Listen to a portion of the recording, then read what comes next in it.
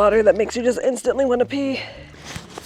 Hey, one thing about me is that I'm gonna float. If there's a body of water, I'm gonna get in it and I'm gonna float. Creek, river, Adriatic Sea. So this week, that's exactly what I've been trying to do. But I wanted to also maybe learn a new skill, sharpen my creative prowess, do something with my hands that was not scroll on phone. Thus, this week we're learning how to crochet while floating on the Adriatic Sea, okay? Now, technically, I kind of already knew how to crochet, as in, I know how to chain, I know how to single crochet, I know how to double crochet. I've never actually made something that I could wear or use. Okay, I made a hat that looked really stupid. And hey, maybe this will look really stupid too. Anyways, my goal is to make something like this. A little net meshy overshirt that I can wear over stuff. Oh, this is getting wet. I'm using this tutorial. Seemingly, it's very simple. You make 2 net rectangles and you sew them up the sides and at the shoulder. Have I already had to frog this at least 3 times? Yeah. That's okay though, because we're chilling. We're literally on vacation right now. Why would I be mad about that? I'm not mad about that. Okay, I was a little mad about it. Anyways, if you want to float with me, crochet, maybe see a little bit of Croatia with me, stick around. And like maybe we can play mermaids later.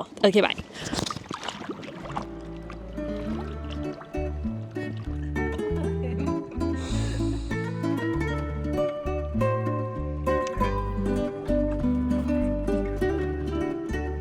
Another day, another cast on. Is it called casting on when you're crocheting? Anyways, I thought after doing a practice placket front of my tank top, it looks pretty wobbly. I thought I would just do another one. Maybe join those 2 together, or maybe do a 3rd one. Also, the first one I made, I don't think was big enough. So this one, that's 80 whole chains.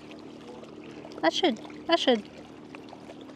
work. The nice thing about doing some sort of net/meshy design is that it goes really fast. All you gotta do is chain 5 or 5. Scoop it up for a single crochet, and you've got the first little cell of your net. Now chain another 5. This isn't a tutorial, by the way. Go watch the tutorial that I'm using if you want an actual tutorial. And now we have 2 chains.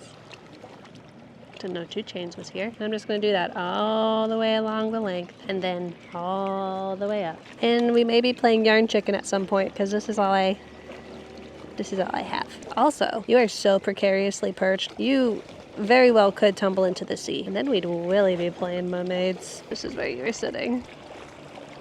I know, crazy.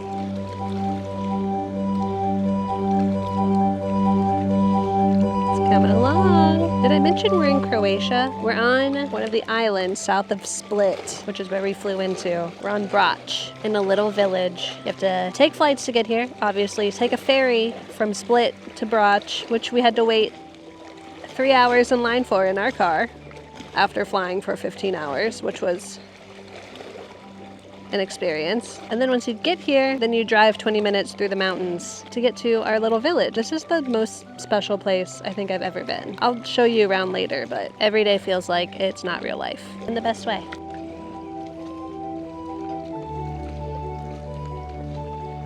Did I get a green manicure to match my crochet project?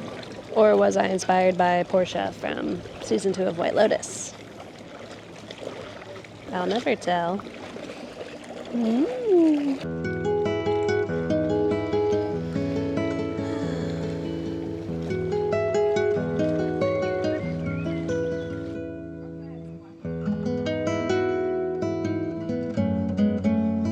They're just so sleepy.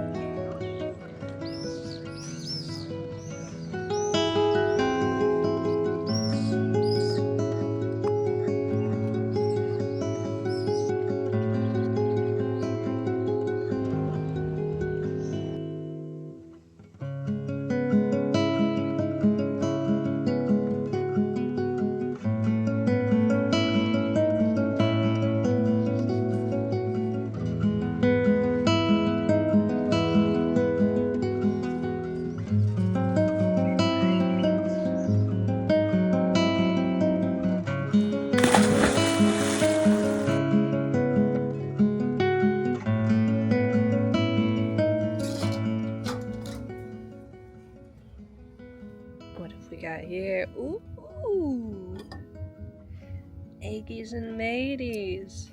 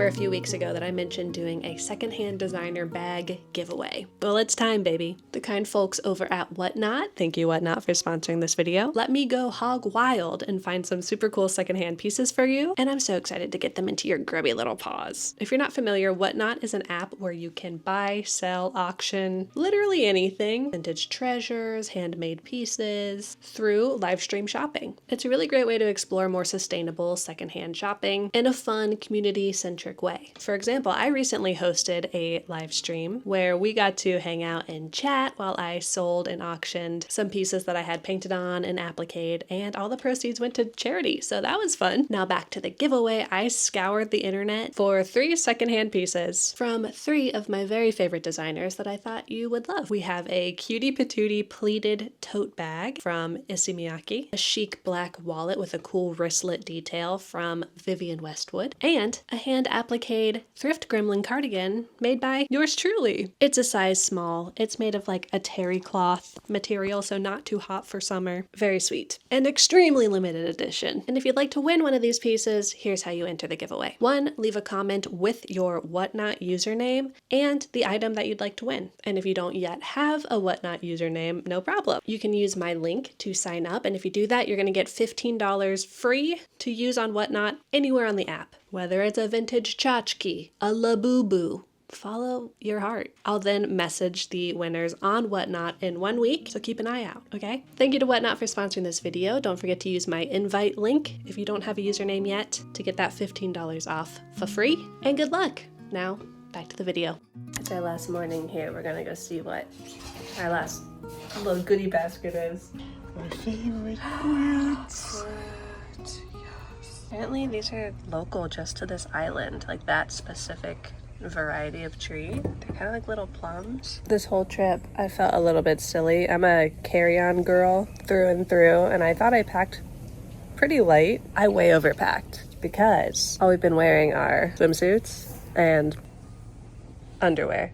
That's literally everything I've worn during this trip. 10 pairs of underwear and a button-up shirt and some bathing suits. We're packing up to go, but I figured before I do that, I should probably show you this magical paradise we've been staying in. I think this is the best Airbnb I've ever experienced. It's literally been magical. So we've got the little private beach that we hung out on all day, every day. And then you come in here and you got a little sunbathing area. And if you want some shade,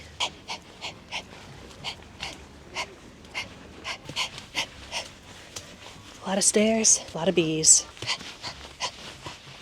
You come up to this shady little terrace with the most beautiful outdoor, I don't know if it's marble, table. The family who lives here built all of this over the last 100 years or so. The hydrangeas are popping here, and it's so cool that they're pink. I think they're blue where I come from. Look at that fig. Beautiful outdoor eating area that they treated us to a meal to the night that we got here. We got here super late, and it was a much welcome reprieve. And then some more stairs. And we're at the apartment. Come on, let me show you. We've got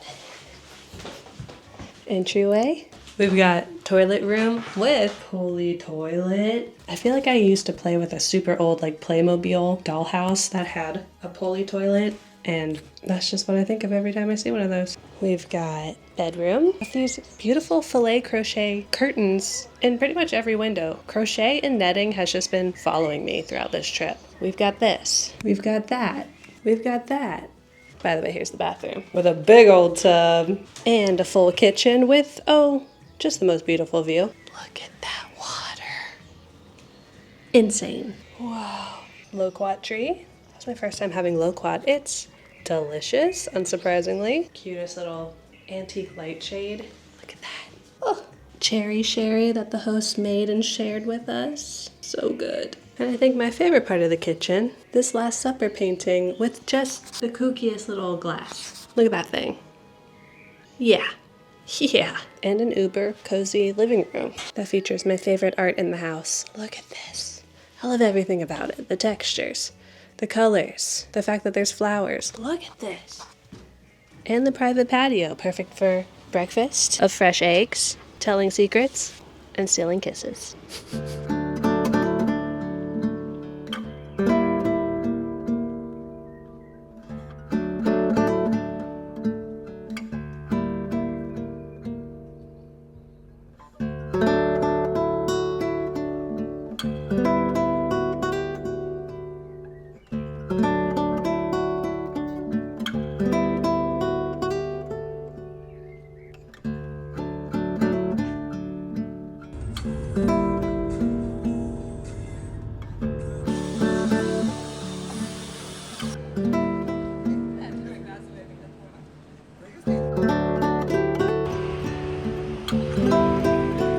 What, you think I'd come to Croatia and not go thrifting? Crazy.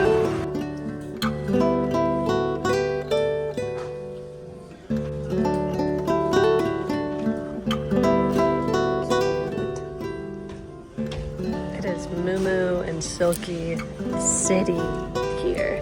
Home of the house dress.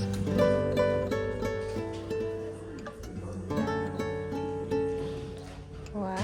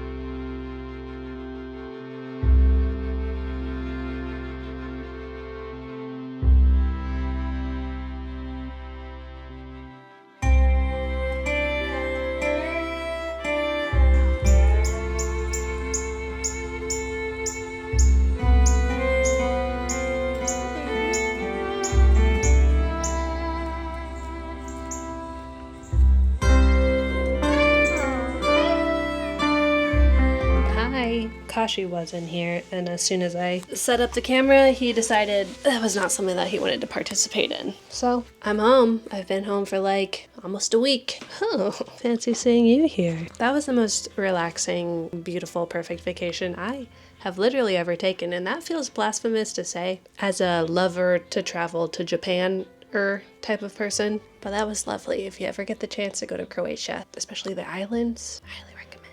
Also, when I was posting on Instagram that I was there, it was so cool to hear from some Croatian viewers. Thanks for having me. What a gorgeous place. Anyways, let me show you what's going on with this shirt, this tank that we worked on. It is done. I completed 2 panels, and then last night I sewed them up at the shoulders and down the side seams with no real rhyme or reason. I didn't even know. I didn't look up how to actually, that's a lie. I did look up how to sew or crochet together 2 panels. I watched about 5 seconds of a video, and then I was like, you know what? I think I can just make some knots. It'll be fine. And it was. I basically just single crocheted, but through 2 panels. I think this tank top certainly falls into the chaos crafting bucket, and the type of chaos crafting that is, I'm unskilled, therefore I don't know what I'm doing, and not in the I am skilled and know what I'm doing and I'm breaking the rules because I understand what they are. That is not this. And that's okay. For my first wearable garment, that's fine, because honestly, I was more concerned with just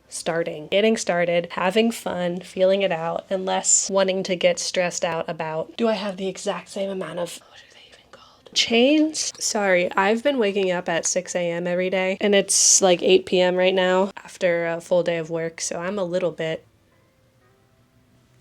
you know. Anyways, I love this shirt. Should I put it on? I'll put it on and then I'll tell you how we're going to finish it, because it's not done. It's not done. I also did block it, as in I pinned it down to my little foam board, and then I just blasted it with a hairdryer for like 5 minutes. And that worked great, actually. That worked really great. This is acrylic yarn, so that was fine for my purposes. It came out exactly how I wanted it to. I'm honestly amazed. A little layering tank with a high neck. Squat position. Ugh. I left these little kind of slits at the side because I thought that was fun. And let me tell you my plan. My plan is I'm going to add buttons.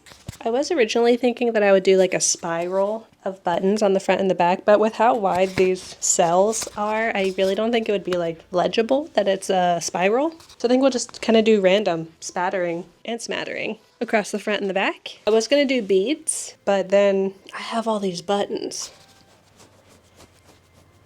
So, you know, I love signing myself up for fiddly little fine motor skill tasks at the end of the day where I'm emotionally hangry. I love to set myself up for success.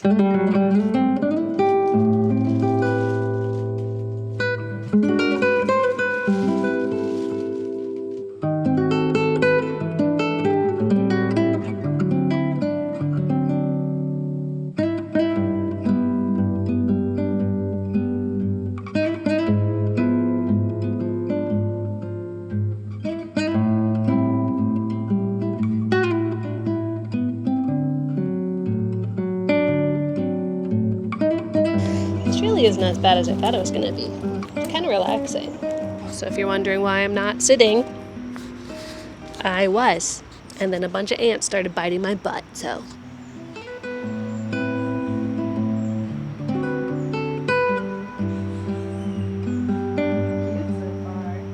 Continue.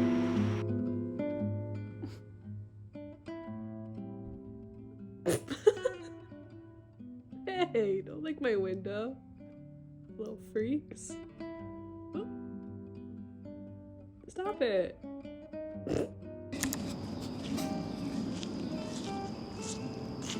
Guys, it's 6 a.m. I'm sitting by the creek. I've actually been up since 5:30, if you'll allow me to brag. I'm a canonically morning meanie. I wouldn't say I'm mean in the morning, but I just don't have a lot of extra anything to give. conversation, a smile. It doesn't last very long. I'm just like, just literally let me wake up for a second before you expect much. As a canonically morning meanie, this is a crazy new chapter in my life. Unfortunately, all you have to do to become a morning person is travel somewhere that's 6 hours ahead of your time zone and stay there for about a week and a half. Unfortunately, that's all you have to do.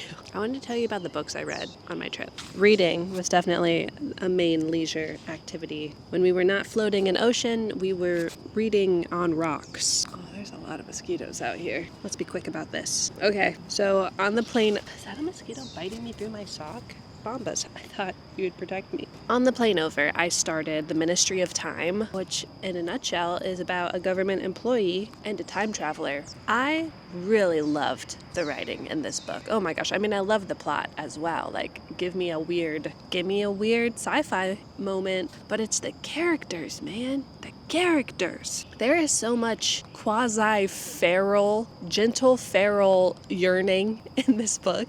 This isn't even necessarily a romantic example, but there's a line where one of the characters notices the stockinged feet of another character on the carpet, and they almost like cry because it's so beautiful. And it's not a foot thing. It's not a foot thing. There's also a line that made me do a spit take. It's talking about how angry a character was, and it was, I didn't know if I wanted to bite a train or one. I don't know why they had to bring trains into this. I thought it was a really lovely and heartbreaking story. It does begin a set of consistencies I've noticed in my book choices recently. First consistency, I just read Kindred. We've talked about this, about an unwilling time traveler, which those two have in common. It also is about apologizing for men's problematic behavior because they're from a different time. So that was interesting. The next commonality between two books that I was not expecting was, I don't think I can say this on YouTube, trigger warning for family relations with family members. This is not something I sought out. I promise you that. I really liked sharp objects. I love those kind of just like almost southern gothic, real life, grimy stories. But I went on a Reddit post that was like, if you like Big Little Lies, if you like sharp objects, you should read these books. I love those kind of lists. And one of the books was a book called Roanoke Girls. And I think even someone might have recommended it to me in my comments. I could have made that up. I don't know. I will say I loved the writing itself. I found quite descriptive and powerful. But it's yucky. It's yucky. In many ways, specifically the family relations way. I DNF'd it. I wrote something about it on Goodwill. Goodwill? It is 6:30 in the morning. Can we please remember that? Here's my rating. Enjoyed the writing style and descriptions, but the characters and plot felt like a grubby flyer in a city puddle. Dirty, flimsy, and unsurprising. Sorry. I included the sorry in there because I felt bad. But anyways, I DNF'd that on the trip and started reading Blood Child, which is a short story anthology. Sorry, I think there's a mosquito right in your face, by Octavia Butler. I love a short story anthology, especially a horror or sci-fi. Ooh, I feel like that's where the really weird ideas come out. And there is a story about a girl finding out that her, sorry, spoiler alert, uncle is her dad. So our three commonalities in the books I read: unwilling time travelers, apologizing for problematic stuck-in-time men, family relations. I did finish Blood Child, and I will say this, I really enjoy Octavia Butler's sci-fi and fantasy work, especially when she gets really weird with it. Like the story about the shrub aliens, really like that. The stories that are just kind of like real life, like just fiction stories, I find a little bit boring. I'll say it. All right, finished Blood Child, and I started I Who Have Never Known Men. I've been pushing this one off because I thought the idea of women in cages would make me sad, and it does, but the story is really cool so far. I'm really liking it. What else? Did I tell you I finished The Will of the Many, and I really liked the last half of that book? Really excited for the second one to come out, if it ever does. I guess now that I've gone through all my books, I do have to admit to you that I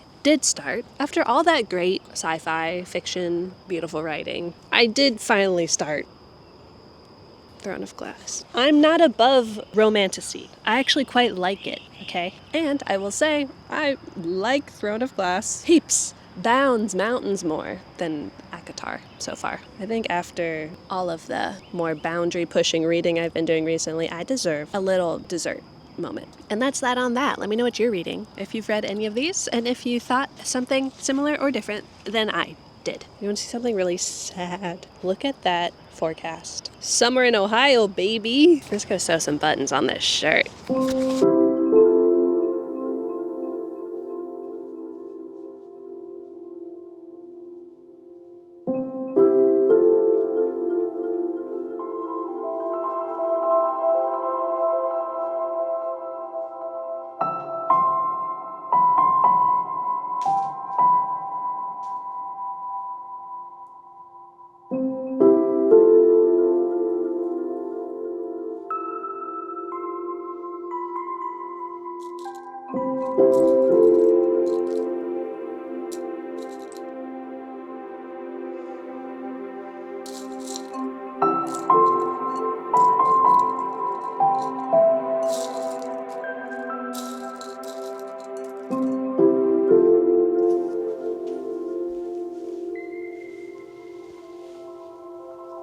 When I showed this finished product to Gus, he said it looked like something a borrower would wear. And I know coming from him, that's a compliment. And I took it as such. I feel like I should do an Oscar the Grouch Disney bound, Sesame bound with this. I love it. Let me put it on. Let me put it on. I'm not gonna lie, when I was crocheting these two panels, the front and the back, I was not convinced that it was gonna fit on my front and back. And it just turned out to be such a nice drapey, almost like boat neck. It's exactly what I wanted. And I'm not even being like, I spent all this time filming this video, so I have to say that I like it. No, I